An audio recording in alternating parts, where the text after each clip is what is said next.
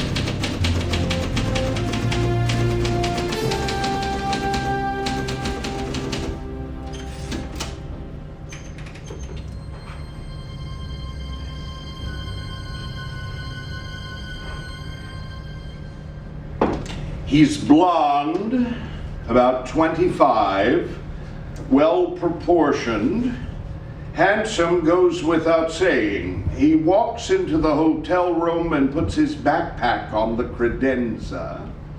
He takes all his clothes off and goes into the bathroom where we glimpse him showering. He pats himself dry with a towel. Then he gets all his equipment out of his backpack and lays it on the side of the bed. He takes his time. The plastic bag, the tape, the bottle, the knife. What knife? He guzzles the pint of scotch more quickly than he realizes. He has to cough a couple of times to get it all down. What knife? He tests the knife against his finger, very sharp, a little blood appears. There was nothing about Charles having a knife. He's a bit drunk by now. Did you really read the report? He takes the knife and cuts down the center of his scrotum. He what?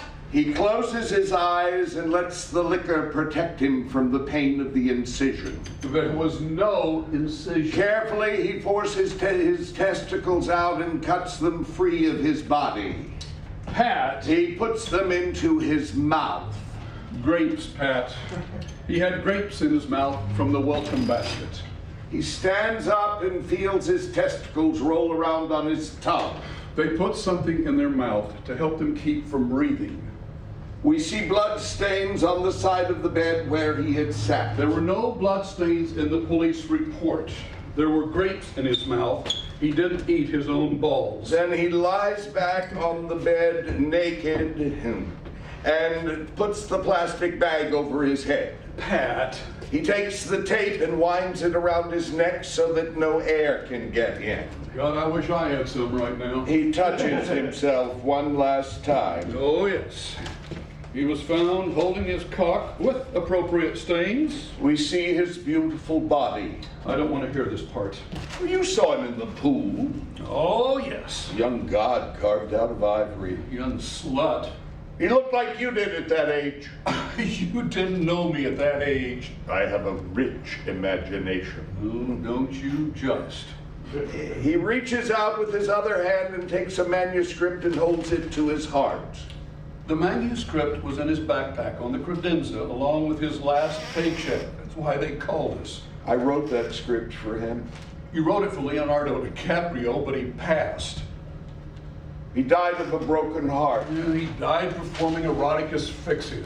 Died jacking off with a plastic bag over his head to intensify the sensation. Yeah. It would make a great scene, though, wouldn't it? Well, perhaps. But tell me, how are you going to find a name actor, Pat, who's going to allow himself to be seen cutting open his own scrotum? Won't happen. No, I guess not. Can you imagine the casting call for a scrotum double? In Hollywood? Hell, they'll be lined up around the block. Yeah, but it's just not your style. No. There's no real wit about it. No. Nothing light or gay. You know what I mean. Still, it would make a great scene. Yeah, perhaps. Uncastable, unfilmable, unshowable, but a great scene if you told the truth. I mean the real truth. It was nothing but a sordid, embarrassing event. Not a John Patrick moment. I tell the truth, damn it. I just don't always tell the real. That sounds like it ought to be clever. I tell what's true, even if I don't always tell what really happened.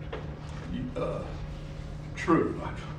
If I was really going to tell what happened with him, I'd be talking about, what did you call it, a sordid, embarrassing event? Can't you even say his name? Charles. There, Charles. Thank you. I didn't like him, at least you ought to get his name right. Charles went into a hotel room and put a bag over his head to reduce the oxygen to his brain and increase his pleasure, and jacked off and couldn't get the bag off before he killed himself. There. Are you happy? Absolutely joyful. What's theatrical about that? Well, What's really dramatic about a young man accidentally killing himself while he gets his rocks off? well, as you said, it would make a great scene if they would let you show it. But what would it mean? What would be the truth of it? Well, Pat, as I said, Sordid and embarrassing and absolutely meaningless. that's what I said. People do sordid and embarrassing things every day, every hour. They don't mean a thing. Well, of course they do. A man rapes a child, a woman betrays a husband, an employee pilfers from an office. Nobody cares, nobody's affected. I would think that the child who is raped is affected. The husband who is cuckolded is affected. And the boss who is robbed. They're all affected, aren't they? Well, Here's mine. Hello. Well, yes, officer. Well, of course, we'll be more than happy to help. Yes. Thank you very much. Yes. Goodbye. That was that officer over on San Juan. They're having trouble finding Charles's family. I told them we'd help. Don't we have a personnel file on him? what did you mean the John Patrick moment? There's just nothing light or ironic or witty. It's just not your style. Well, maybe I ought to change my style. Well, I think it's a little late for that, don't you? What are you taking? My blood pressure pill. What blood pressure pill? Same one I've been taking for 6 months or more. Well, I didn't know you were taking blood pressure pills. Of course you didn't. They're not about you. Blood pressure pills? Pat, you know, we're both facing revising the number on our resume. Along with the clear fact that we're both beginning to look like a couple of old lesbians. Speak for yourself. Anyway, don't you think taking a water pill a couple of times a day appropriate? I mean, as a badge of age, it's preferable to breaking a hip. I had my hips replaced. You got your knees replaced. Yeah. I didn't. Age is a hell of a price to pay for maturity. That sounds like something I would write. You will. The tall man makes a catty comment. He thinks the hero doesn't hear. Wait a minute. When did you start taking blood pressure pills? I think it was about the time Charles arrived. Charles? Yes, Charles. The asthmatic chicken choker with a bad sense of timing. What does Charles have to do with taking blood pressure pills? Nothing. Nothing. Abso-fucking-lutely nothing. I don't understand. Now, isn't that ironic? Ironic. Oh, yes. Now, that, my celebrated friend, is a John Patrick moment. Huh. Huh. Well, irony has always been my strong suit. I can't believe it. Wouldn't it surprise everyone for me to come out with a good melodrama, lots of violence and special effects? Wouldn't that be ironic? Most of the people you know wouldn't be surprised at all. And why not? Well, because most of them are dead. The tall man makes a disparaging sound, turns and piddles in his garden. You know just how irritating that is? What? Being belittled like that. Belittled? I'm immortalizing you. Don't do me any favors. All these old sketches will go into some college library, and for decades, graduate students will puzzle over who the tall man was. You know, the few who care. What? Nothing. You said something. I said, lecture agents sell it to the movies. Agents. Leeches. And this continues to surprise you? It infuriates me. They keep saying, do something like The Hasty Heart. Do something like Teahouse of the August Moon. Nobody wants to see me do anything except what I've already done, and then they call it dating. I've got a suggestion. What? Fire. Easy for you to say. You've got money in the bank. Not as much as you. But you've always had money in your family. And you'll never have enough. Writing and selling what I write is how I know I'm alive. Yeah, well, it's a little late for you to become hip. I could write something like Some Came Running Again. Why don't they ask for that?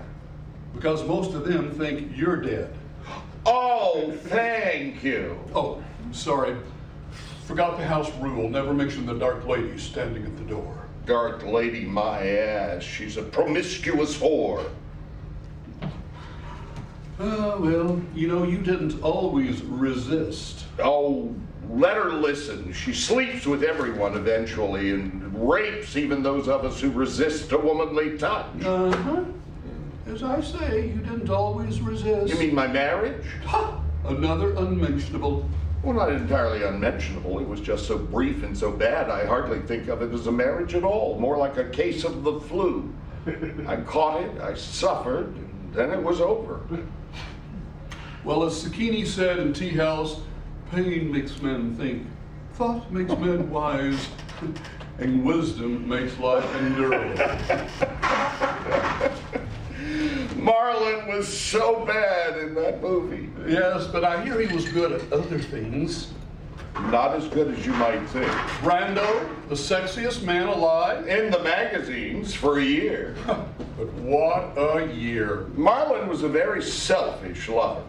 You know, I'm a little jealous. Don't be. Remember, I dedicated Teahouse of the August Moon to you. And Marlon got fat. I put him out of my mind a long time ago. Yeah, you have a way of doing that, putting people out of your mind. Huh? Never mind. God, isn't the ocean beautiful today, Pat? Yeah, just another fucking day in paradise. You know, if you're bored, we could travel more. I've been all over the world, now I want to go somewhere else. A lot of that you did before we met. So? So we can go back and do it again, together. You always say I travel too much as it is. I'm talking about traveling together. You can only do something for the first time once. John Patrick Irony. Like you can only lose your virginity one time. But once you've lost it, it gets better with practice. But once you've lost it, it gets... doesn't scan. I wasn't being poetic. But once you've lost it, you can make it better with practice. So you put Mildred out of your mind. Mildred? Your wife. Oh! Well, yes. And you put Marlon out of your mind? And so many others. Yeah, so I hear. And then you met me. Well, there was a world war in there somewhere. Oh yes, your tourist days in Burma. Don't be cute. I had real bullets whizzing past my head. I had real men dying around me. And all those young men in skivvies in the hospital. All those patients with their guts hanging out, their blood draining away. All those smells of rot and decay and death. Why do people do that? Equate body count with victory. Look, I'm sorry, Pat. I'm sorry I even brought it up. The tall man makes a stupid, insensitive remark. The hero turns cold and turns away. Shit. You're in one of those moods. I don't have moods. I have inspiration. Yeah, you got What? nothing. Go on, say it. You've got a stick up your butt today. Don't say it.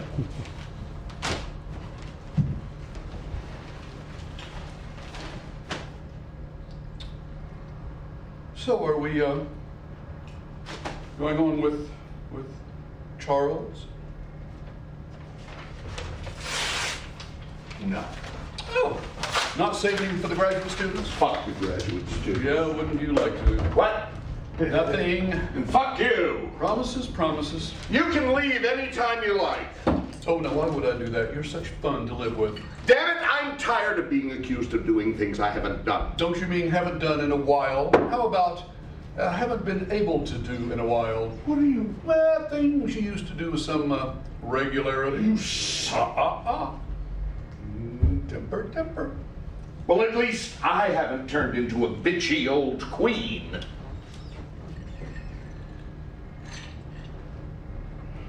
You win. Of course.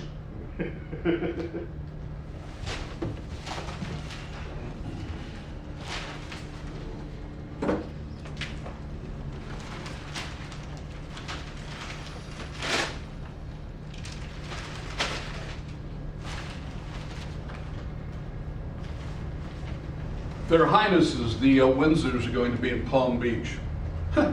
Seems like the Gold Coast has a case of Windsor fever. You know, I've never met them. The Dutch and the Dukas? You know, CZ could get us an invitation to one of the parties down the way if you want to. Why would I want to do that? I've met them. He was a Nazi stooge and she was a whore in a Shanghai bordello. Besides, I think she's had her fill of the Lavender League since David made her give up Jimmy Donahue. Oh, he's here, by the way, Jimmy, down the road with Mrs. Gotrocks. And a good place for him. You know, don't invite them for drinks. I'll never forget the time I asked him what Wallace was like in bed. Then he said, "My dear, it was like fucking a very old sailor." Well, Jimmy would know. Oh, naughty. The trouble with most of our gay confreres is like Jimmy, they're all style and no substance. And straight men are all substance, no style. Well, substance can be very nice to look at. Well, sometimes you do more than look. Well, sometimes there's both substance and style. Well, you would know. Naughty. What did you think of when you first saw me, Pat? Style or substance? I thought about stripping you naked and taking you right there on the terrace. I wouldn't have minded. No, but our hostess might have. Well, it would have made for a more interesting party. You weren't impressed by all the Hollywood types who were there? Well, Gary Cooper was attractive. Orson Welles was, well, he was attractive then. Was that the night Shelley Winters fell out of her dress twice? Oh, God. Shelley Winters always fell out of her dress. I remember you were sitting on the back of the diving board talking with someone. He got up and moved away. I think it was Dean Martin. Yeah. He went to get a drink, and I turned, and you were wearing that flowered shirt, like you were just grown out of a bougainvillea bush, staring at me. Great substance. Nice style. I just bought my goat farm up in Suffern, and I had images of chasing you naked through the corral and catching you by the barn. As I recall, the first time you invited me up there, that's exactly what we did. Goats didn't seem to mind. Oh, that was always your great interview line. What? Goats are so cute, especially when they're babies. And when they grow up, I don't have to send them to college. I eat them. Always the charmer. My dogs thought I was charming. I only had 3 then, big rascals. I remember we always had to keep the bedroom door closed because they were so used to piling in with you. I've always liked something warm to sleep with. Oh, yes. I remember one time there was a bitchin' heat over at the next farm. I had to keep the dogs in the house, but they all gathered by the back door and spent the night whimpering. Typical heterosexuals. I felt so abandoned. You know where that came from, Pat. What are you talking about? Well, anybody whose parents abandoned them at what, age 6, is bound to be susceptible to being left alone. I don't know. Don't you get all Freudian on me, Myers. Sorry. I've done all right for myself. Yes, you have. All by myself. Right. 2 Tony Awards, a Writers Guild Award, 3 Golden Globes, an Academy Award nomination, and oh yes, a Pulitzer Prize. You've had a remarkable career. I've done all right, damn it. Yes, you have. By myself. Okay, look, I said I'm So sorry. you just keep your goddamn analysis to yourself, bucko. All right. All right. Bucko. Where did you come up with that? I heard that hurricane might be moving in our direction. I told Louise to start bringing in some of the extra lawn chairs and things just in case. Yeah, we don't want any flower pots flying through the window like last time. All taken care of. Extra gas for the generator? The tank is full. I told him to deliver a couple of extra tanks today or tomorrow. I don't want to have to depend on candles. You don't want to have to depend on anything. I remember as a kid when I would run away from the foster homes, bouncing around the hobo camps, firelight, candles, and filthy old men grubbing all over my body in the dark. I still can't imagine how you survived all of that. Willpower. Determination to do something better, to make something of myself, to stand alone against. You're a remarkable man, Pat. I showed them. Yes, you did. I showed them all by myself. Yeah. Anyway, I'm going to the store today. You want anything special to eat? Aren't we having the Wentbergs over? Oh, that's Thursday. I'm doing osso buco. Ooh. Yes. Well, maybe she'll fill up on that and won't be able to talk so much. Listen, just keep telling her your Hollywood stories. Oh, tell her how big Milton Berle's cock was. That'll keep her quiet. Milton's cock would keep anybody quiet. And you'll be talking stocks and bonds with him. Well, of course, he's chairman of a bank. Tax exiles. Half the people living on this damned island are tax exiles. Makes me feel all political. Just remember how good it feels on April 15th. Could we get rained out by the storm? No, that's not due until the weekend, if it comes at all. All right, Milton Berle's cock. By the way, show her your rare china collection. That'll take a little time. God only knows you love to show it off. I can afford to be proud. By the way, when's the last time you tried on your tux? We're not dressing, are we? No, you've got that dinner in New York next month, and, well, I think you put on a few pounds. Oh, thank you very much. I just don't want you running around Manhattan at the last minute looking for a tailor. You don't think I've kept my boyish figure? You haven't had a boyish figure since you were a boy. Bitch. So what do you want special for lunch? Salad. Lots and lots of salad. I think I'm going to be up to New York about the same time as you are. New York? Yeah, I've got some legal things to take care of, and we'll look for some clothes. I don't like everything in my closet. You haven't been in the closet in 40 years. More like 50, but who's counting? Style 1 point, substance nothing. I think I'll go up to Suffern for a couple of days and see some of the old crowd. Well, I've got to be in Connecticut myself. What, Connecticut? Oh, I want to try to woo Vivian Vance. Ethel Mertz. Yeah. Seduced and abandoned. I want to see if I can get her interested in the Opal project.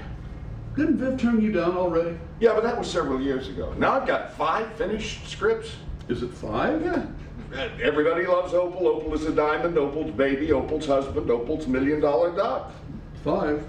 When she sees there's a whole stack of scripts finished, she may just think again about doing a TV series. If I could take one of the network's 5 scripts and Vivian Vance, I just might get this thing sold. How's her health, by the way? Oh, she had that operation. You remember? What the hell do they call it? Where they cut her tit off. A mastectomy. Yeah, but she made it through all right. Now here she's touring dinner theaters. You know, I'll never forget what she told me the first time she saw herself in the mirror after the operation.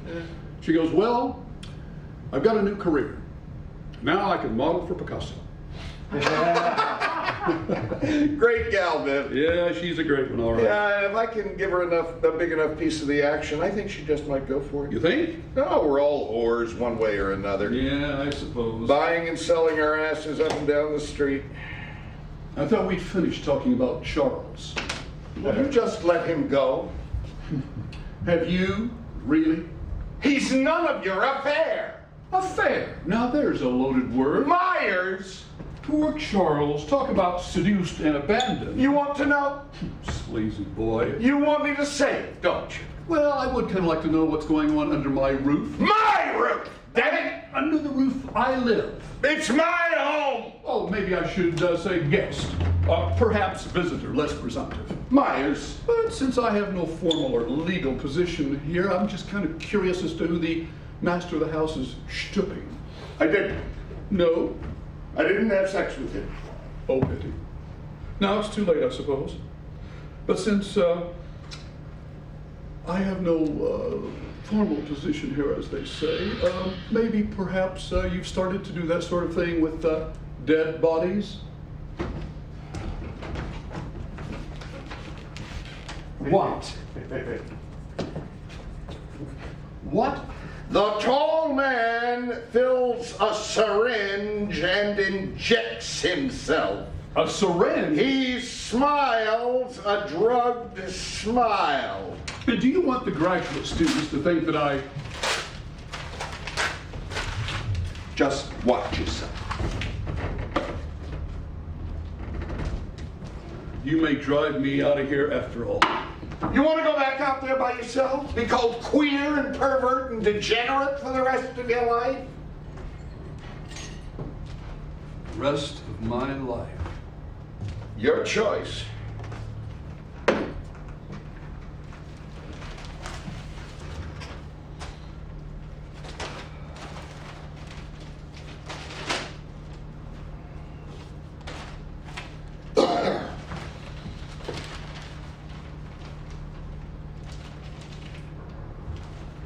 They've moved the TrueLove up here.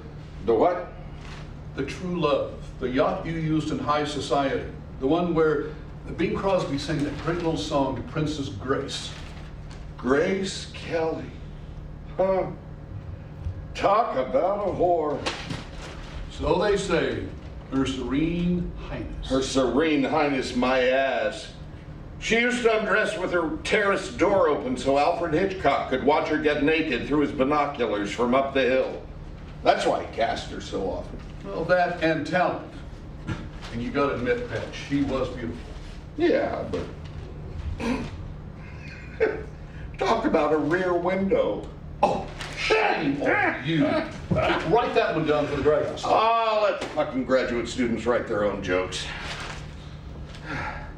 Anyway, according to the paper, True Love used to be moored out in Long Beach, and now they've moved it up to St. Thomas Harbor. They're chartering it out for honeymoons and vacations and such. I give to you, and you give to me. True love, true. And on it will always be. True love, true love. I remember the night Cole Porter played that for us for the first time at Josh and Netta Logan's. Josh Logan, king of Broadway for what, 2 decades? Cole and I put that scene together in just a couple of hours. Talk about something that had hit written all over it. Magic.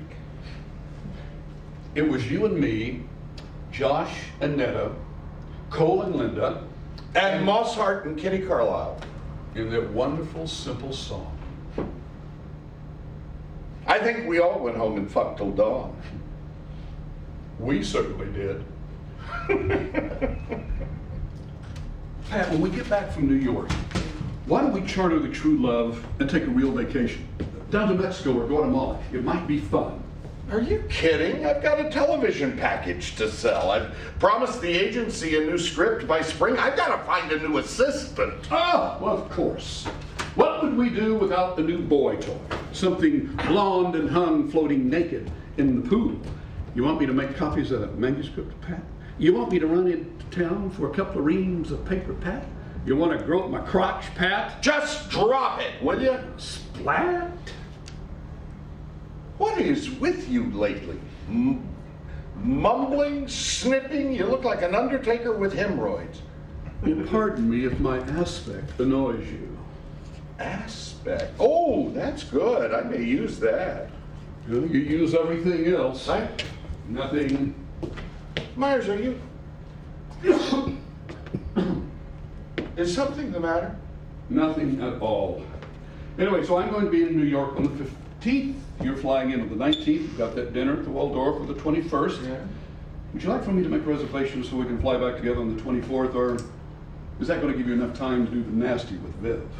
Oh, sure, that'll be fine. Yeah, good. Okay, I've got a bed, a room at the Plaza.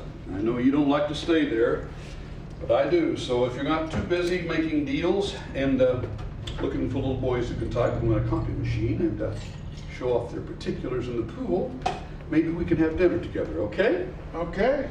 You need a new bottle.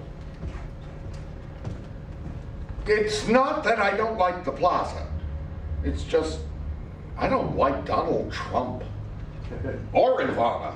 Well, from what I hear, they don't like each other much anymore either. Well, they've been together for a long time. Well, just because you've been together for a long time doesn't mean you still like each other. Or that you want to stay there when the magic is gone. Anyway, I'm staying at the Plaza. Anything special for lunch? Anything. Gazpacho, turkey sandwich, Fine. with a little slice of Charles on the side. He's dead, damn it! Let that policeman deal with him. You know, there are times when I imagine waking up in the morning and only wondering what I want to do today. Do I want to take a stroll through the market? Would I like to stop at a little bistro along the bay, have a cup of coffee, watch all the young men walk by?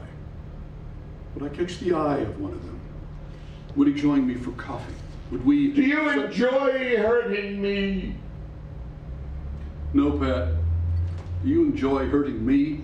I don't hurt you. You're indestructible. Yeah. It's something you learn over time. Before I met you... Yes.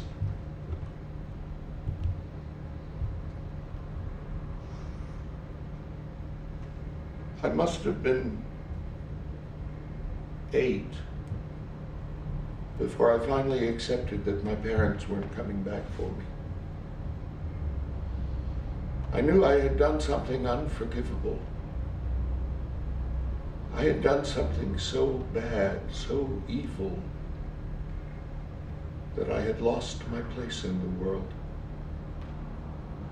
And now I would spend my life thanking stingy people for cheap sustenance and sleeping in a long line of hard cots with other boys who were as bad as I was.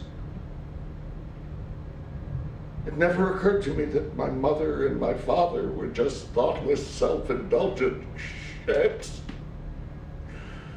No, it had to be something I had done. I looked around and I saw families who just assumed their membership in the human race. They got up in the morning and they went to bed at night inside a circle where they had a place of their own carved out just for them. They weren't always happy, but they were attached. They all seemed to know some set of rules that defined them. They belonged to each other.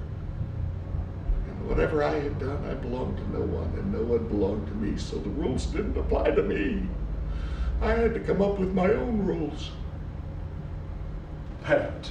I don't think the people in those foster homes and those schools were any more cruel to me than they had to be. After all, I was the one who had done whatever it was I had done, guilty of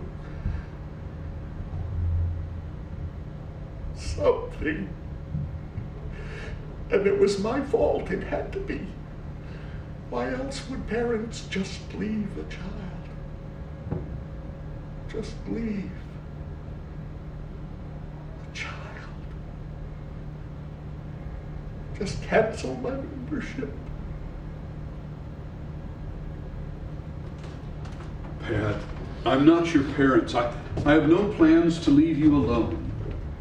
I don't know why not. I treat you like shit sometimes. You can argue. Or maybe you want to go after all. Yeah. After 40 years, I'm finally beginning to get used to you. Don't do me any favors. The fact is, you might say I've even developed a certain sense of Don't say love. love. God forbid. Besides, love is a mystery. As long as it stays a mystery, it can grow. It's when you try to question it, to take it apart, to analyze it, that it gets sick and dies. Or just fades away. Huh? Nothing. The only lasting love in my life has been my work. Oh, It's the only thing that's stayed with me. Oh, I know. What was it? 40 published stage scripts, dozens of movies, of course. All those Shakespeare adaptations for Ellen Hayes. Were you fucking her husband then? Not that. And from the age of 19, you wrote over 1,000 radio scripts for NBC. Well, I listened to how people talked, what they talked about, and I just wrote that back into the microphone. I had a good ear, a good eye. I had to. That was how I survived. The 3 T's: talent, taste, and tenacity. I collected language, I collected behavior, I pieced together what people did and what they said. Because I had no language or behavior of my own. I was outside, I was just a lone observer. You married Mildred. Ouch! A mistake. I wanted to be like other people. I wanted to prove. But I wasn't. I wasn't a member of the club. Poor Mildred. Amazing. What? It always happens. Right. Don't you think after 40 whatever years, I've heard all of this before? Well, I guess. We always start talking about us, we end up talking about you. Me? We always end up talking about you. Well, John Patrick, the center of the universe. Oh, I don't see. The ultimate conversation. What happened to Pat? Bill! Listen, I know you had it hard, and no one should have it that hard. But but you made your way out, and that's great. I am proud to know you. Bill, But I want to tell you something, Bucko. There's a lot of people that would give up their happy childhood for what you have today. And I would, and a lot of people would suck those old men dry every day and twice on Sunday, just for your good health in their old age and your bankroll to help them enjoy it. Bill. But oh no, you have to live back there in that shitty swamp. That shitty swamp fuels everything I do, everything I write. And it keeps you from enjoying what you have today in the present. I enjoy what I have. Wake up, Pat. Wake up before it's too late. What do you mean too late? Nothing. Tell me. I need to get your sandwich. God damn it, tell me what you're talking about. You wouldn't be interested. It's not about you. Cocksucker! And proud of it. I fired Charles!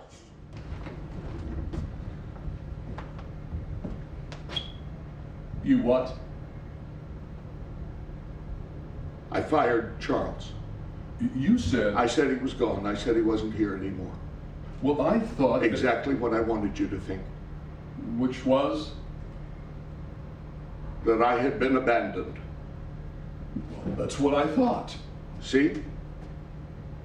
But why? Because he went into town the night before.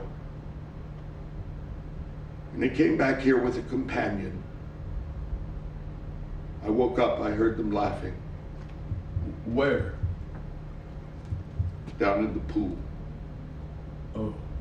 I watched them swimming naked, fucking on the terrace. Oh. This is my home, god damn it! Nobody comes into my home I didn't invite. All right. A little slut brought somebody in here I didn't know. He never asked. He just brought his little playmate in here and played with him in my pool and fucked him on my terrace. And when the stranger was gone, I went down there and I told Charles to pack his things, and I wrote him a check and drove him to the airport and left him there. All right. Nobody abuses my hospitality. Nobody. All right. Little slut. I threw him out. Oh, yes. Gone.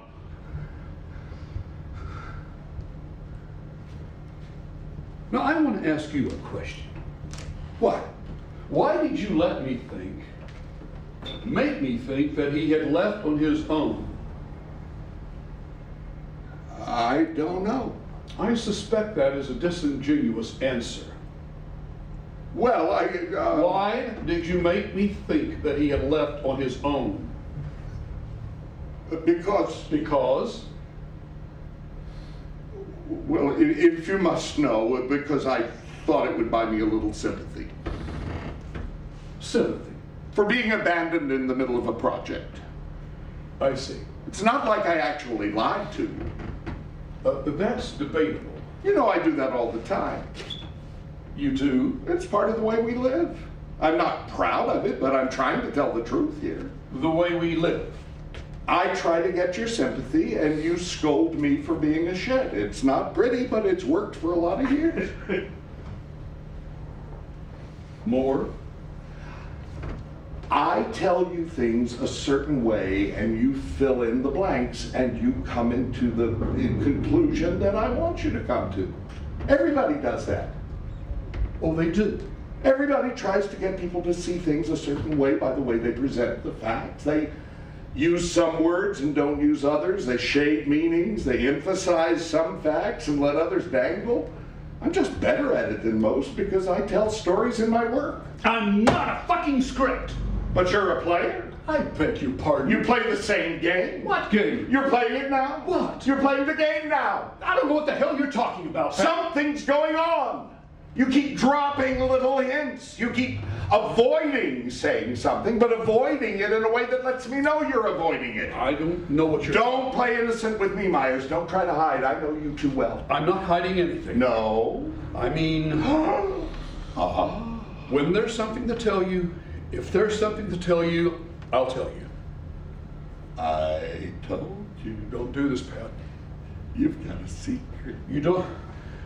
Myers has a secret. Believe me, you don't want to... Miss me right now. Perfect is keeping a secret. Pat? The happy homemaker has a deep, dark secret. Don't. Mr. Witchfork goes with the fish course has a secret. No. Mr. Silver Spoon up his ass is holding something back. All right. Mr. Myers rum has a secret. All right, Pat. Pride of the rum runners. Shame of the old guard. I'm warning you. Mr. Myers' little Billy is a queer. Coogan. No. Little Johnny Coogan. No. John Patrick Coogan. Please. What do you think, sister? Little Johnny Coogan ran away from the orphanage and You went down on the promised. railroad tracks. You promised you And some swore you'd cops. never. Yes, You son of little a Johnny bitch. Coogan. No. John Patrick Oh, Coogan. cruel. What do you think, sister? Do you think we ought to put little Johnny Coogan in jail? Mr. Myers Rum's Billy is a queer. Oh, I'm warning you. Have a homosexual. You shit!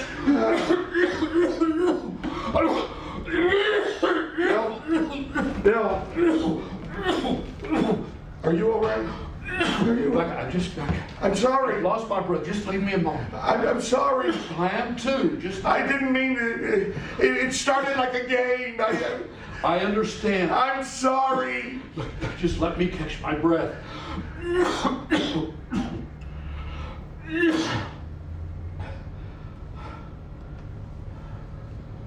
So, what's the secret?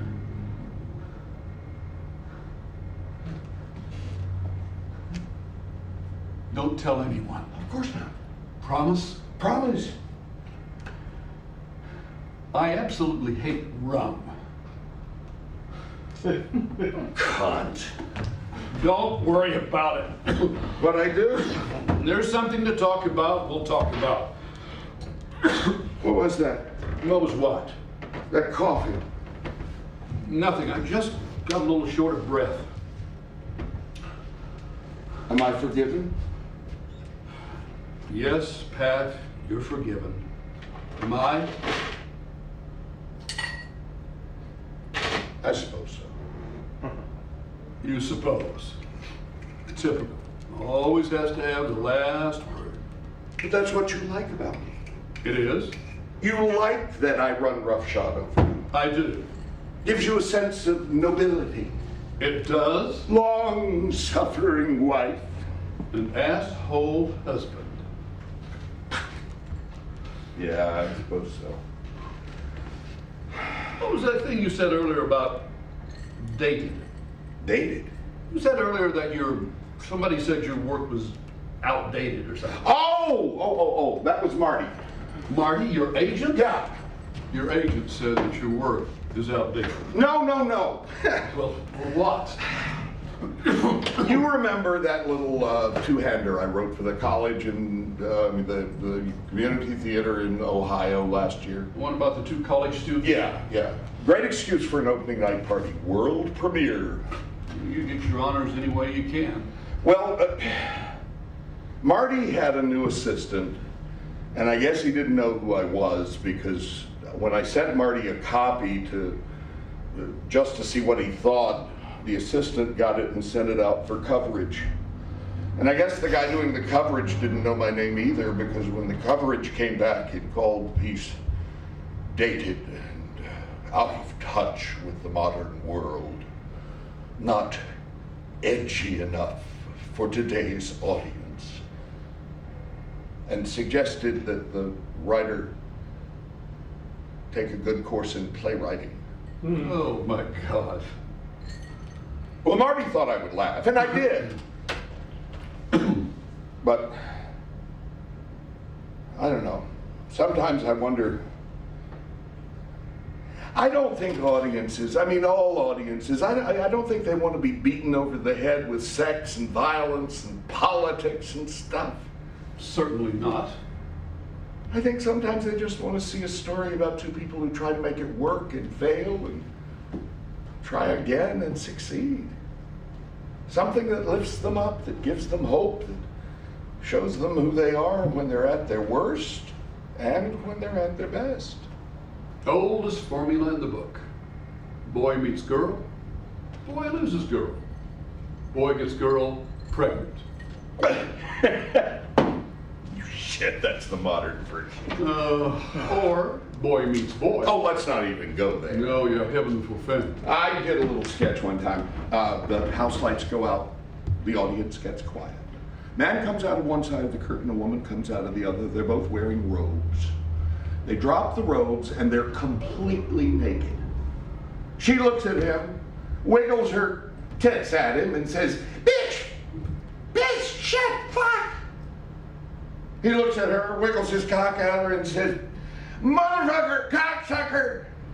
And then they both pick up their robes, turn, say to the audience in unison, "Now that that's over with," and leave. Then the play begins. Cute. I don't know. Sometimes I think maybe my work is dated. John Patrick irony. What? We're on one of several terraces of a multi-million-dollar estate, paid for with your writings. There's a $150,000 Rolls Royce in the garage, a $50,000 Mercedes in the driveway. We're both wearing $20,000 watches. And our dining table, will God ever forgive us for this one, is a 14-foot slab of solid onyx. And you're wondering if your work is dated.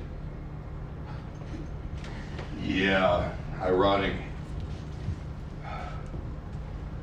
That fight we had, you think that's what they would call edgy? I think so. Can you imagine sitting through a whole evening of that? You mean us? Well, look, if you like, we can fly to New York together and come back by way of Palm Beach. If you want to meet the Windsors, I'm sure CZ can get us invited to one of the parties. The Dutch and the Dukas? Yeah, The Nazi stooge and the old whore? yeah. Yeah, not this time. Well, it was just an idea. Sorry, Pat, you've got your business and I've got mine. Are we too old to love? Too old? I mean it. Do we get so set in our ways, so used to the game, so determined to win before the end, that finally we're just too old to love? To be open and loose and free, fresh enough to swim in the current of the moment.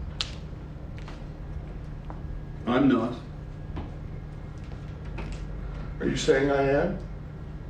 I'm just saying I'm not. But what about me? Well,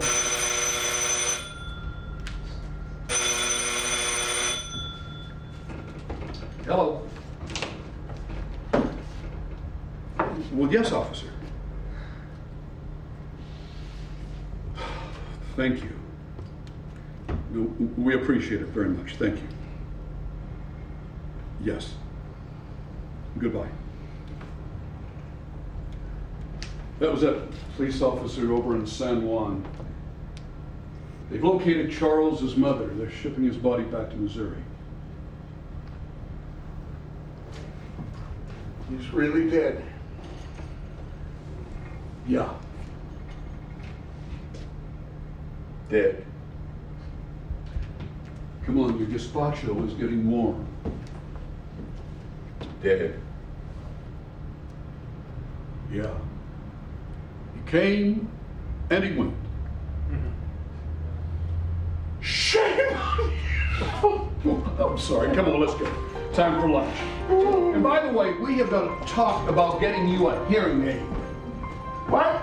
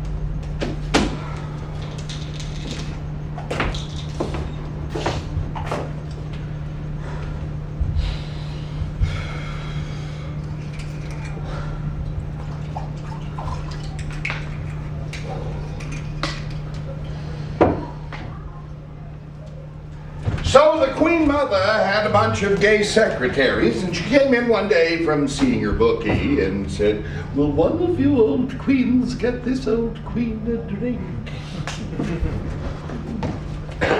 Luis is getting the bags out of the car. Good. He said Aldana baked some fresh bread and did a basic grocery run. Good. I don't feel much like shopping today, Pat. Yeah. You dozed most of the way back. I didn't sleep well in the city. Yeah. And first class seats are always so comfortable. Oh, yeah. You're not traveling with pigs, you know. Oh, I know. First class all the way. Mm-hmm. I'm glad we could get a direct flight. I hate changing planes in San Juan. Yeah, San Juan is such a zoo. Yeah. Why don't we plan to go out tonight? Fine. That new place out by Cokie Beach? Sure. Whatever. I'm thinking about getting that massage guy to come out this afternoon. The cute one with the blonde hair. Uh-huh. Yeah. You want me to book one for you too? No, thanks. We've got some stock statements here. I'll look at them later. When did you buy something from Smith Barney? It was a tip that Bob Wentworth gave me. Oh, okay. Well, here you go.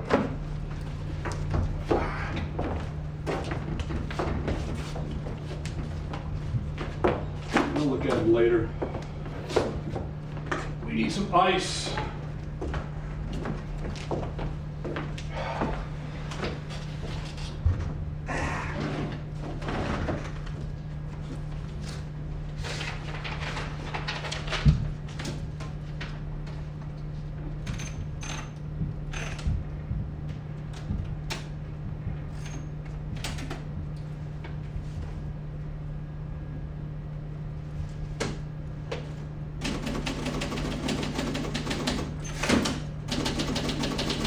The tall man and the little boy come into the room. All of the furniture has been removed. The room looks so much larger now and so very empty. Bill? What? I just got a little lightheaded. There's some pills in my overcoat. Oh.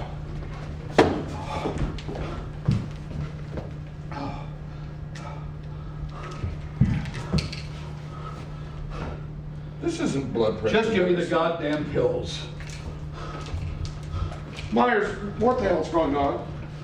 Nothing. I just got a little woozy from the pressure change in the airplane. Bullshit. Well, you know how erratic my blood pressure's been lately. Well, that's what you said. Well, it amounts to the same thing.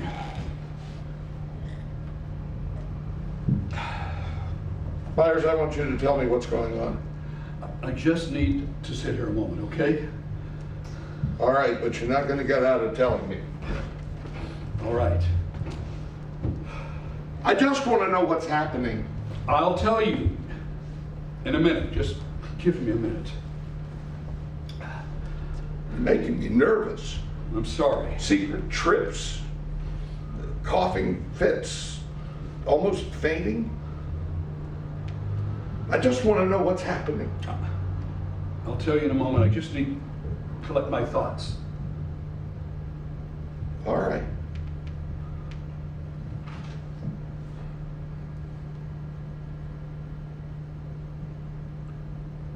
It's time. Time.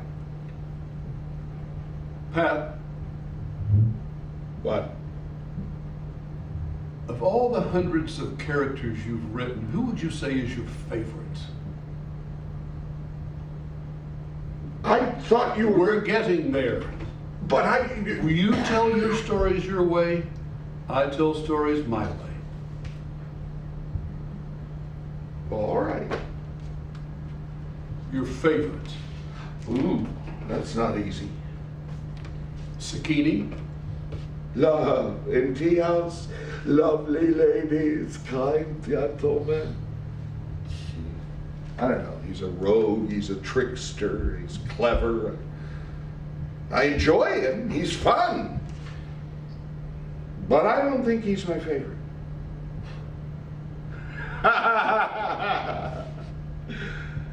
Your favorite? It just might be Opal. Opal? Yeah. Why Opal? Oh, she's a free spirit. She doesn't invest in anything.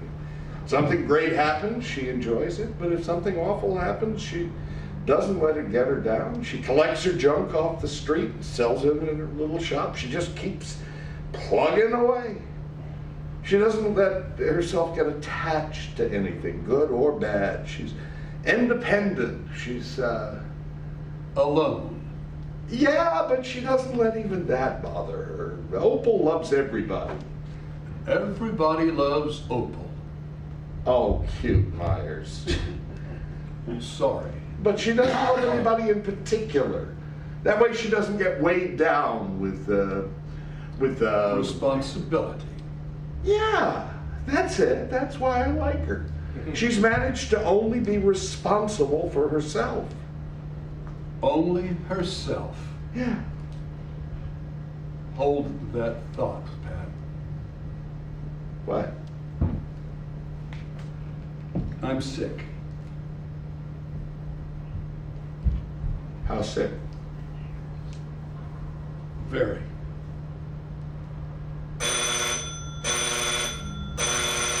Mine.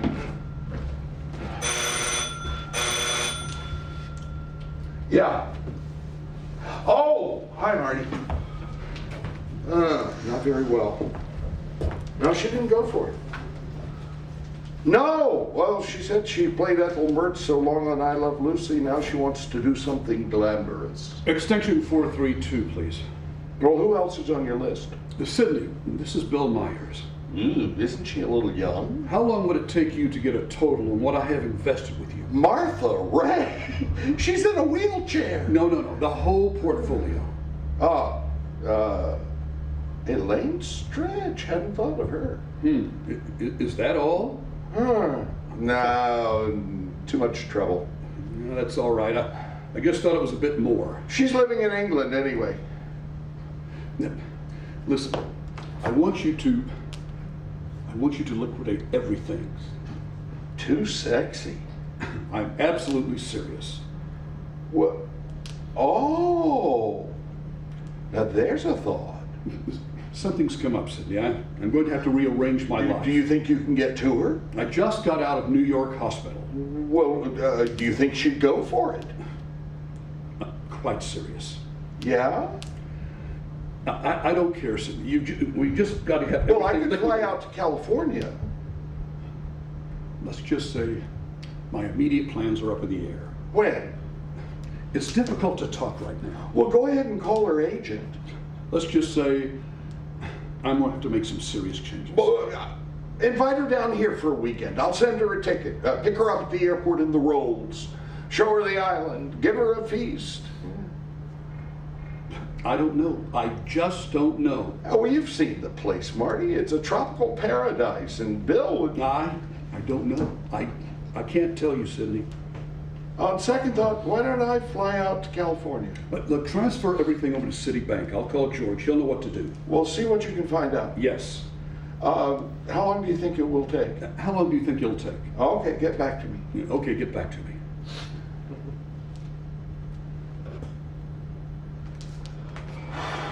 Now I really do need a drink. Sit, I'll get it for you. Who are you talking to? That was my broker. Ah. That was Marty. Yeah, I heard. Viv turned me down. Yeah, you told me, Pat. Marty's going to try to get me a meeting with... Shut the fuck up! What? I said, shut the fuck up. Right. You know damn good and well what the topic of conversation should be. Well, Look, I'm dying, Pat. And frankly, I don't give a flying fuck who's going to play Opal in the television series. Is it that bad? Yes. But how? Look, I'm old. So are you. Well, people get sick. People die. But you don't seem... That, according to the doctors in New York, I've got 6 months to a year of functioning fairly normal. That's their words. Fairly normally. And I'm going to get weaker. Weaker? Cane, walker, maybe a wheelchair. Unfortunately, I'm likely to lose the ability to make a really great martini.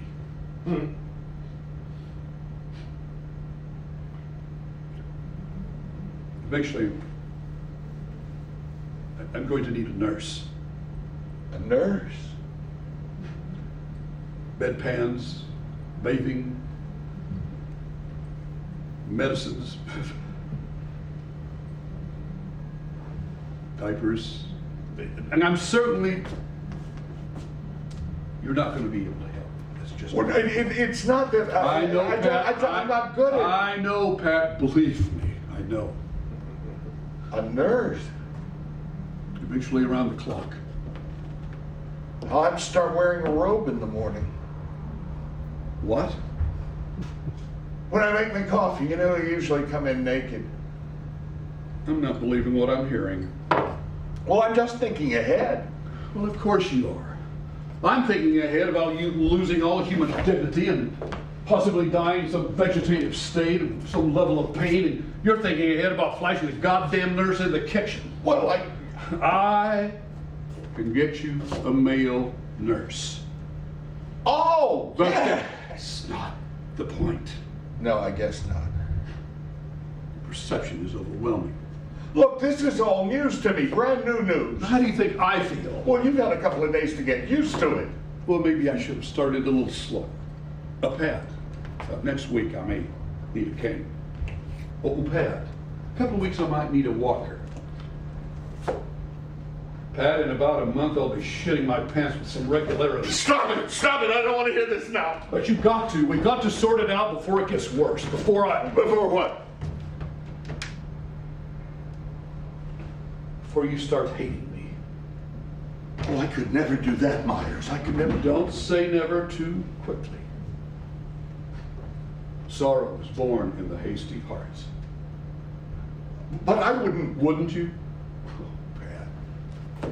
I know you. After 40-odd years, hell, I ought to.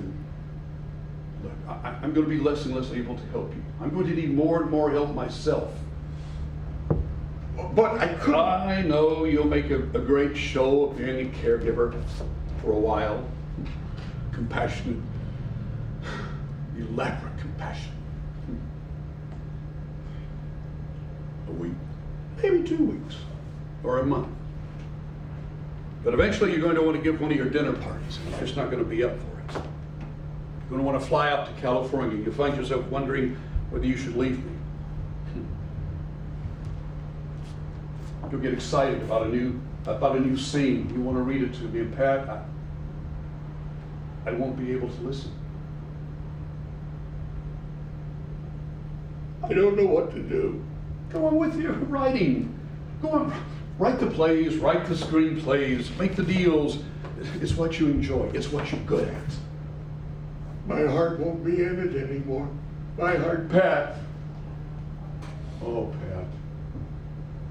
Your heart is a beautiful thing. You couldn't have written all those wonderful moments if it wasn't. 3 coins in the fountain. Love is a many splendid thing. Susie Wong. Gigot.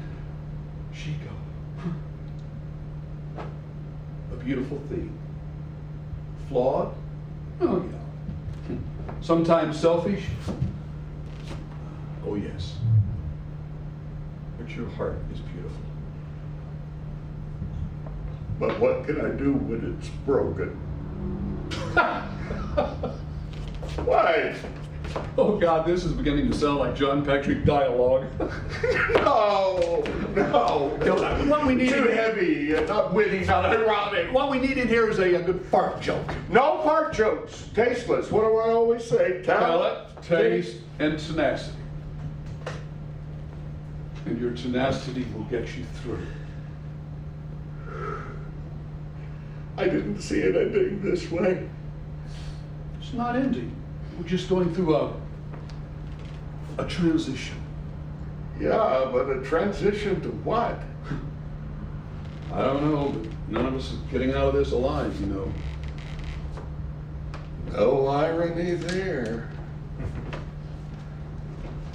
Yeah, you think of these things when you're going through a transition. Now I really do need an assistant. Oh, yes, and it wouldn't hurt if he was a good cook, too. Marty mentioned a kid. Good. He's the son of a producer. Good. Just graduated from NYU. Gay. He grew up in Greenwich Village. Well, maybe you ought to give him a call and have him send a resume over. Yeah. Send him a ticket. Have him come down for a visit. Have a look at the place. Have a look at you. Have a look at him. Well, if he's young enough to have no ego yet, he just might fit in. Thanks. Am I wrong? I guess not. And make sure he can make a good martini. And makes a decent Caesar salad. I'll leave him my osso buco recipe.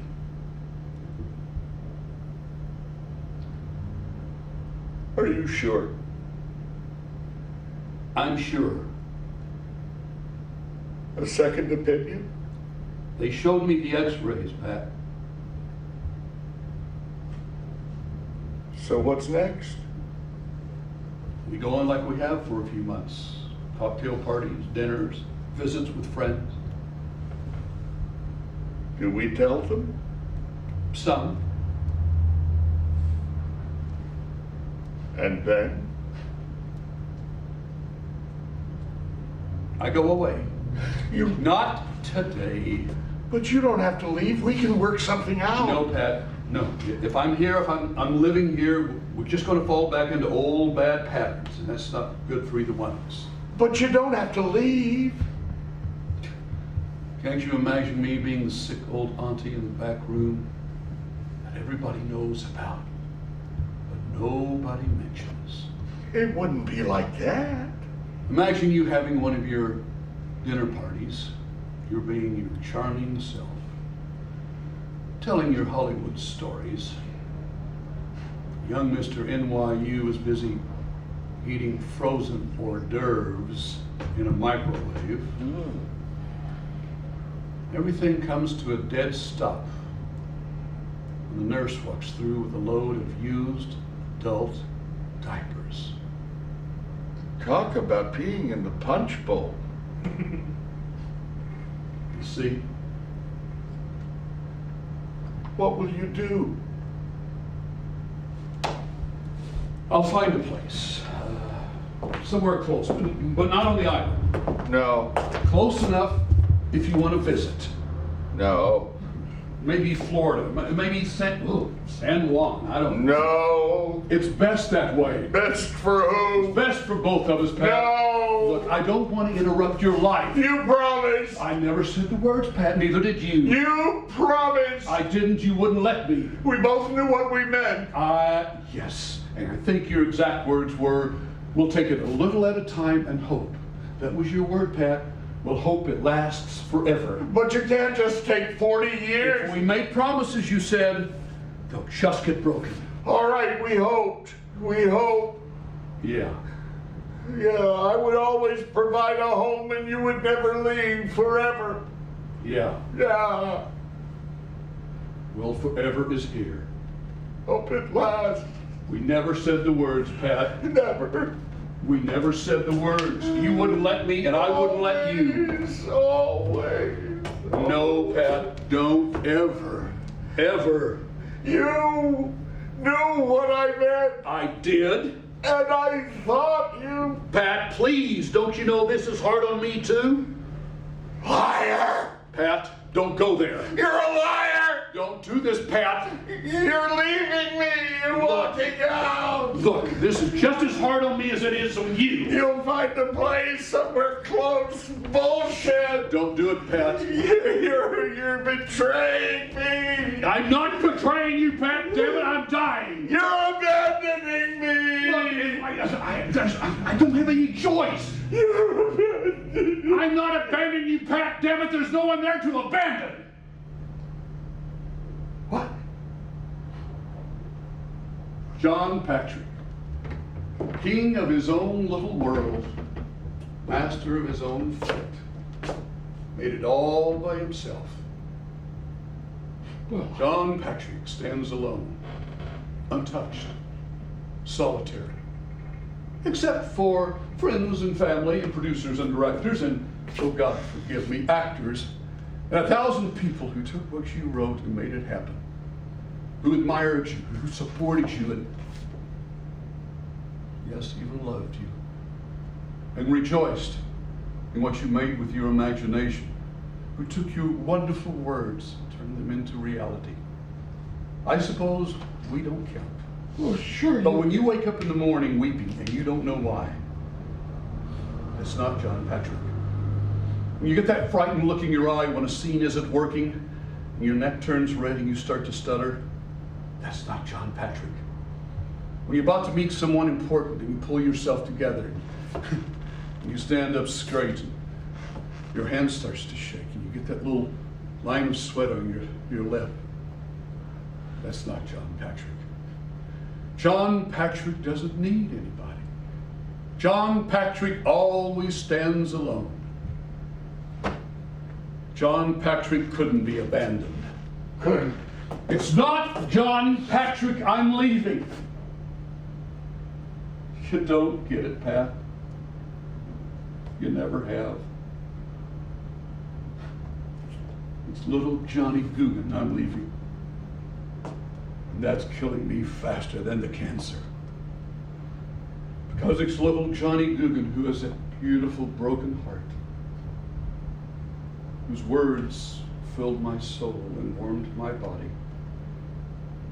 Little Johnny Guggen who I'll wake up in the morning and reach out for. It's little Johnny Guggen I want with me when I take my last breath. Don't you walk out on me. I'm just going to my room. You can't drop a bomb like that and then leave. I need to lie down. God damn it, Myers, I'm talking to you, don't you? All right, God damn it, go. Leave, I don't want you here. I don't need you here.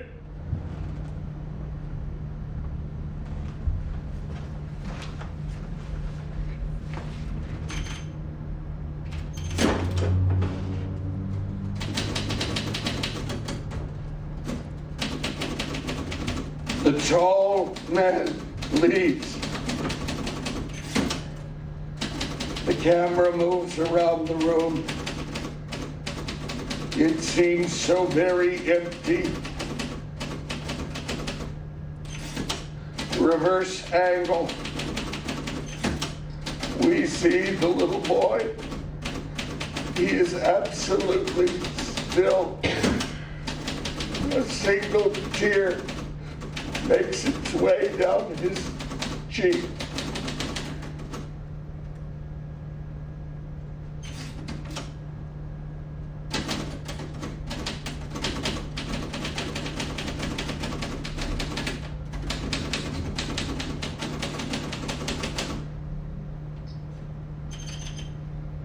Suddenly, he rushes across the room and screams down the hall.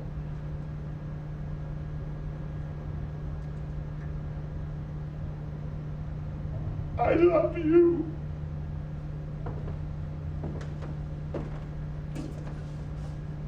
I moved into a hotel in San Juan, just a 13-minute flight from St. Thomas. I wanted to be close enough for Pat to visit if he liked to. He did. Twice. In February 1995, John Patrick Gigot turned 91. In March, I died. The nurse had stepped out of the room for just a moment, and I died all alone. In November, Pat sat down on the side of his bed and took out all the things he would need. The booze,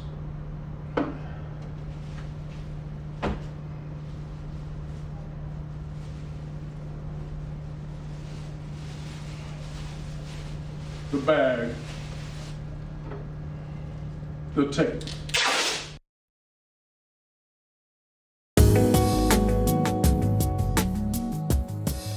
We hope you enjoyed True Love. If you're interested in producing it at your theater, please contact me by email at walterwilliamson46@gmail.com. We'll be glad to provide all the details. And a copy of the script. Thank you once again for joining us. We appreciate it. Thanks.